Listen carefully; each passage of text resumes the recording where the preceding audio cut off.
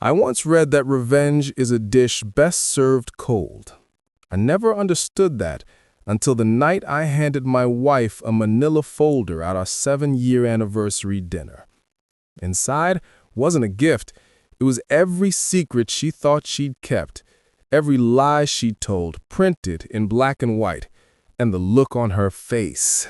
That was the appetizer.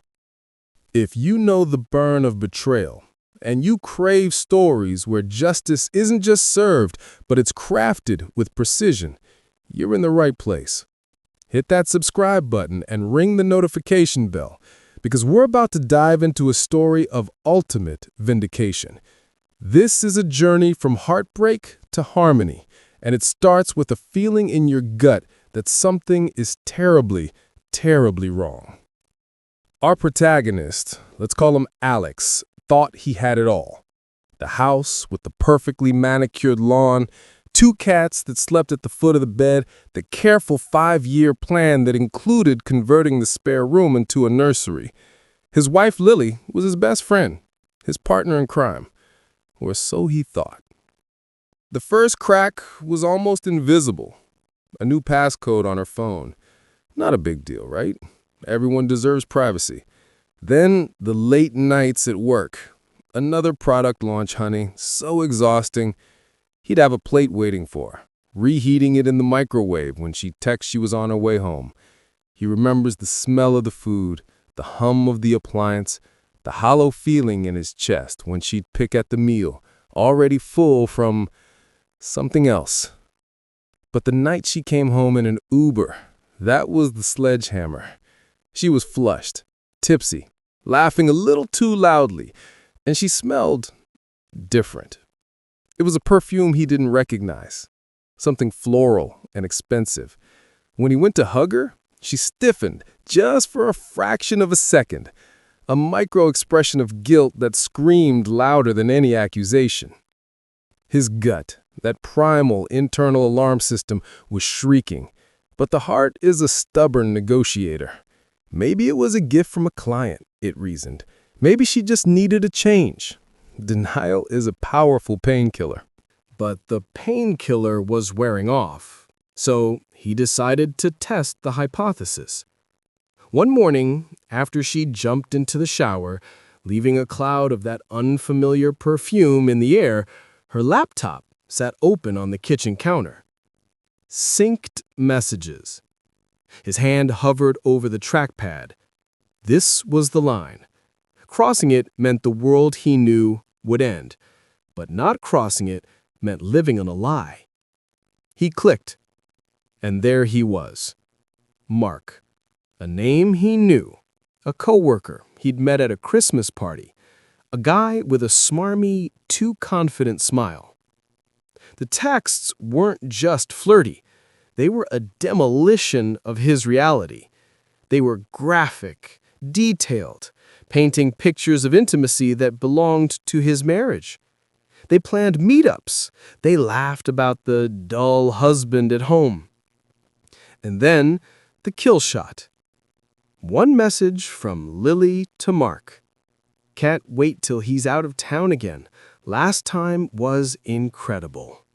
Alex told me his hands went numb. The buzzing in his ears was so loud he couldn't hear the shower running anymore. He felt a coldness spread from his core to his fingertips. 7 years. 7 years of shared history, inside jokes, supporting each other through layoffs and family losses, reduced to a footnote in her secret fantasy. He was the inconvenient obstacle, the trash waiting to be taken out. The initial wave of rage was volcanic. He wanted to scream. He wanted to throw the laptop against the wall. He wanted to rip the shower curtain back and demand answers. But then a colder, quieter feeling washed over him. A profound, chilling calm. Confronting her now would be messy, emotional. She'd cry, she'd lie, she'd gaslight him. She'd say it was a mistake, that it meant nothing. And a part of him, the part that still loved the ghost of the woman he married, might even believe it. No, She didn't get to have a messy, emotional ending. She had meticulously planned her betrayal. She had chosen the dates, typed the words, applied the perfume. She had treated their marriage like a game. And if it was a game, then Alex decided he was going to win, and he was going to change the rules. The pain was no longer a weakness, it was fuel. It was focus. He became a ghost in his own home. He took screenshots of everything, emailing them to a secure account. He logged into their phone carrier's website and downloaded months of records, highlighting the countless calls and texts to Mark that coincided with her late nights. He even drove past Mark's apartment one evening after she said she was working late.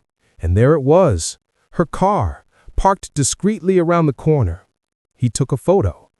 The click of the camera shutter was the sound of a trap being armed. The next day, he quietly met with a shark of a divorce lawyer. He laid out his evidence. The lawyer smiled a thin, ruthless smile. "This is good. This is very good. Don't say a word. Let's get our ducks in a row." Alex then began the financial separation.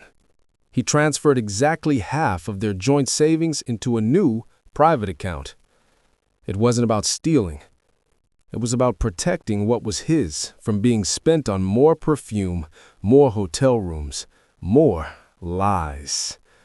He played the perfect, trusting husband. He asked about her day.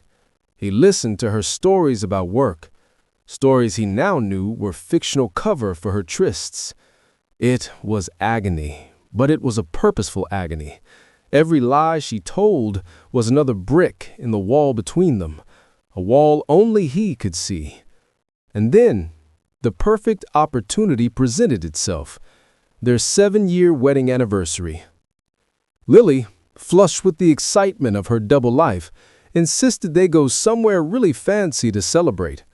She probably wanted the perfect alibi, the perfect story to tell her friends, and maybe even her lover, about what a great oblivious husband she had. Alex agreed immediately. "Of course, honey, nothing but the best for us." The night arrived. She wore a little black dress. She was radiant, all smiles and light touches on his arm. She was acting, and he was the director of this final scene. They ordered an expensive bottle of wine. They clinked glasses. "To us," she said, her eyes sparkling with the secret he now knew. "To us," he echoed, his voice steady. They made small talk. She complimented the food. He watched her, memorizing the performance.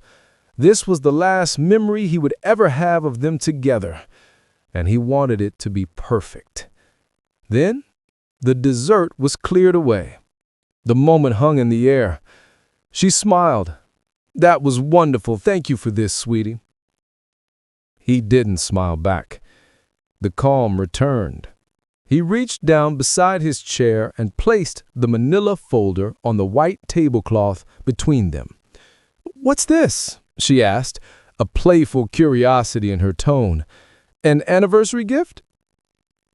"Open it," he said, his voice flat, neutral. She wiped her mouth with her napkin, still smiling, and opened the folder. Her eyes scanned the first page. It was a printout of the most damning text exchange. The color drained from her face. It was a physical thing, like watching a glass of milk turn clear. Her smile vanished, replaced by a slap-jawed stare of pure, undiluted terror. Her hands began to tremble. She flicked through the other pages, the phone records, the photo of her car, the retainer agreement with the lawyer's name in bold letters. She looked up at him, her eyes wide, pleading. Her mouth opened, but only a dry gasp came out. She tried again, her voice a barely audible whisper. "Alex, it's not what it looks like." And that's when he laughed, a soft, genuine laugh of sheer incredulity. The tension shattered. "Really, Lily? Because it looks exactly what it looks like. It looks like you're a cheat and a liar."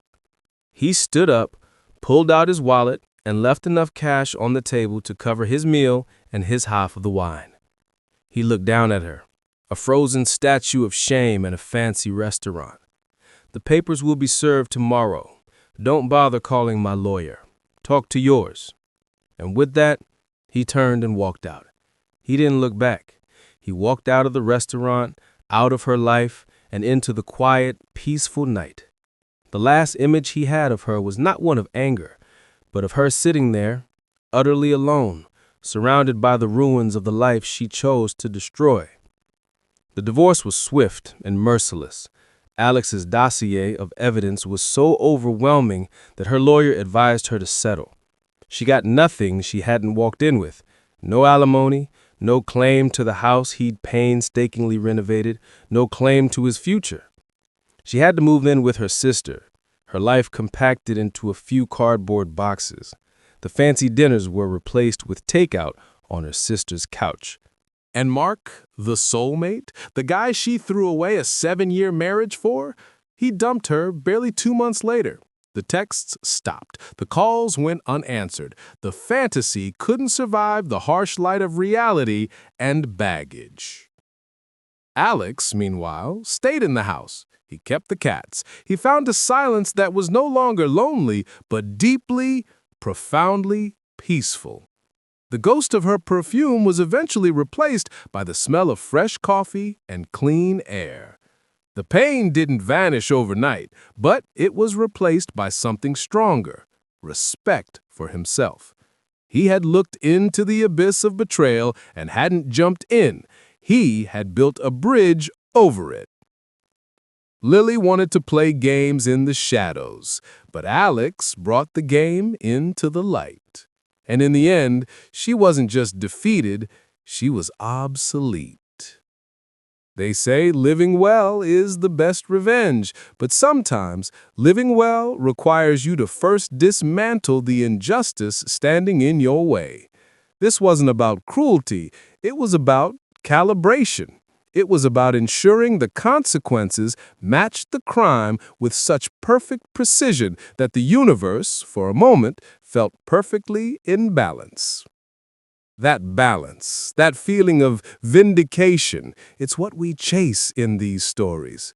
If you felt that satisfaction, that sense of justice served, then do this channel a solid. Hit that like button, it truly helps us out.